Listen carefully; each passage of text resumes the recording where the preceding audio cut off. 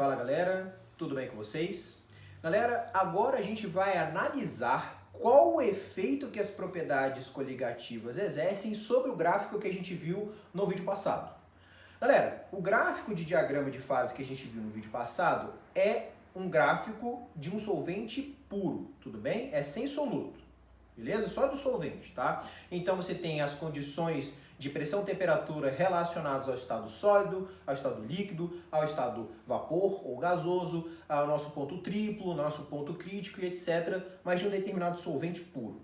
Mas, vamos lá, lembre-se que quando eu adiciono um determinado soluto a um determinado solvente, eu modifico propriedades físicas muito importantes, que é a nossa temperatura de ebulição, nossa temperatura de congelamento, nossa pressão de vapor. Mas qual é o efeito que essas propriedades coligativas vão ter em modificar esse gráfico, né? Modificar esse diagrama? Vai modificar muito, vai modificar só um pouquinho, não vai mudar nada? Galera, no fundo, quando a gente adiciona um soluto, então, a um determinado solvente, nós iremos modificar essas propriedades físicas e vai ter sim um efeito sobre esse diagrama de fases. O que vai acontecer? Então, olha só, galera, aqui está um diagrama de fases, né? De um solvente puro, tudo bem? Então aqui você tem o estado sólido, líquido, nosso estado vapor, nós temos as nossas linhas de equilíbrio, então aqui vai ter uma transição entre essas fases, né, sólido e líquido, vai ter uma transição entre essas fases líquido e vapor, tudo bem? Então, vamos lá, daqui para cá você vai ter uma temperatura de fusão, né? Então modificando, olhando diretamente para a temperatura, né, você vai ter uma determinada temperatura, né, a qual você vai passar do estado sólido para o estado líquido. Daqui para cá você vai ter a nossa chamada temperatura de ebulição, tudo bem? A qual a substância vai passar do estado líquido para o estado vapor, tudo bem? Então, quando você atingir um determinado ponto de temperatura, você passa sua substância, o seu composto do estado líquido para o estado vapor, beleza? Então, olha só, vamos analisar com relação à nossa ebulioscopia. Lembre-se que a ebulioscopia é uma propriedade coligativa que, quando eu adiciono o meu soluto a um determinado solvente, eu aumento a minha temperatura de ebulição, tudo bem? Então eu deixo mais difícil do meu líquido evaporar, beleza?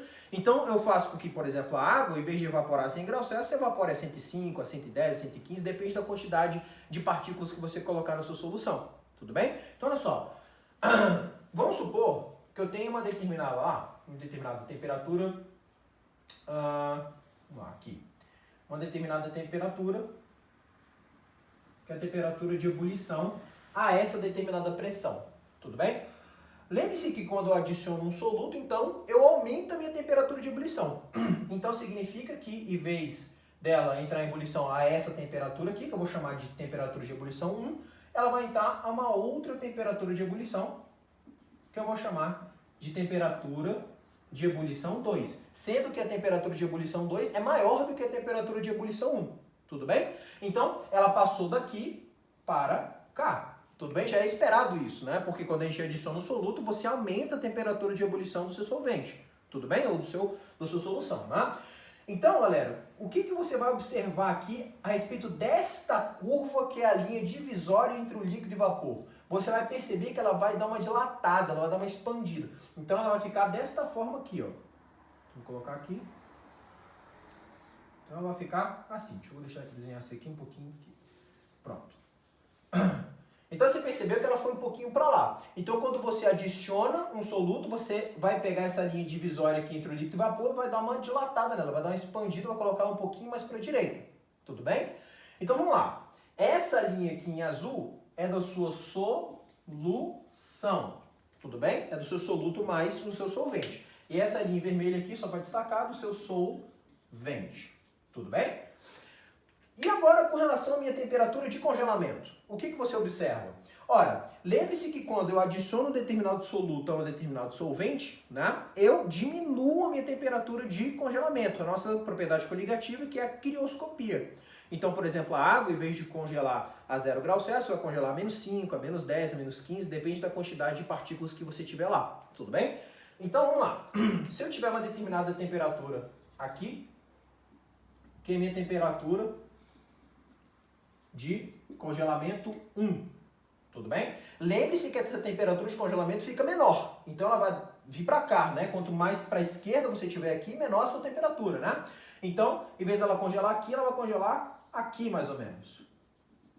Então você vai ter aqui a sua temperatura de congelamento 2. sendo que a temperatura de congelamento 2 é menor do que a temperatura de congelamento 1, que é justamente o que a gente observa mesmo, né? Então, esse gráfico aqui vai fazer isso aqui, ó. Tá?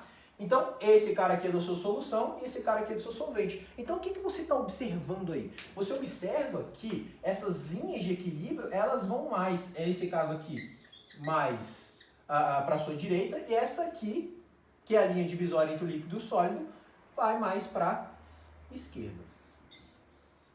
Então, é essa modificação que vai ser causada no momento em que eu adiciono meu soluto a um determinado solvente. Tudo bem? Essas mudanças que você vai ter no seu diagrama de fases de uma solução, especificamente, comparativamente a um solvente. Tudo bem?